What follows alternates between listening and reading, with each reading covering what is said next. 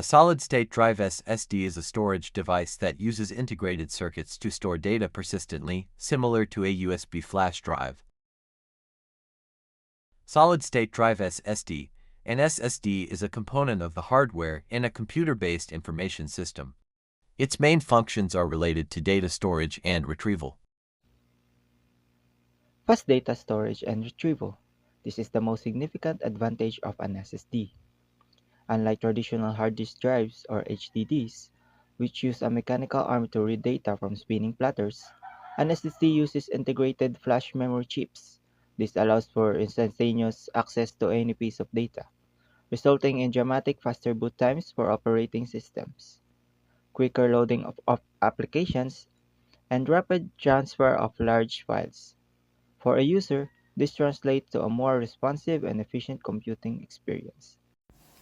Improved durability and reliability. The lack of movement parts makes an SSD inherently more robust. It is not susceptible to make the kind of mechanic failure that can occur with HDDs from physical shocks or vibration. This is particularly important for portable devices like laptops and tablets, as it significantly reduces the risk of data loss and from accidental drops or bumps. The solid-state design ensures that the data remains secure even in less than ideal physical conditions. Energy efficient and silent operation. With no motors to spin platters or mechanical arms to move, SSDs consume less power than HDDs.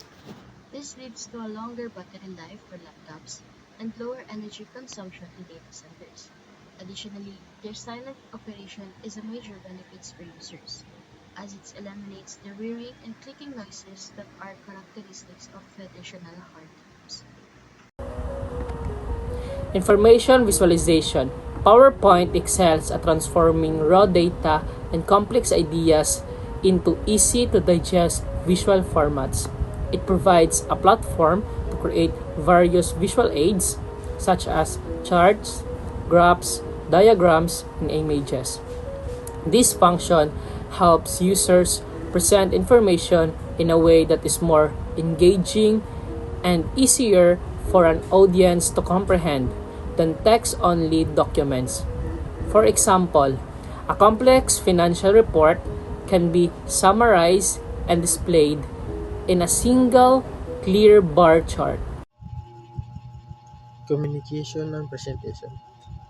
As its name suggests, PowerPoint's primary role is to facilitate and structure the communication and information.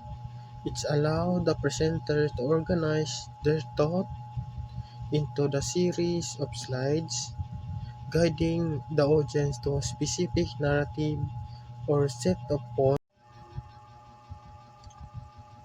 This structure helps maintain focus and ensure that the key message is delivered effectively, making it indispensable tool for business meetings, academic lectures, and public speaking. Multimedia integration. PowerPoint goes beyond static text and image by enabling the seamless integration of various multimedia elements. Users can embed video clips, audio files, and animation into their presentation. This capability makes presentation more dynamic and can be used to provide additional context, live demonstration, or simply to make content captivating and memorable for the audience.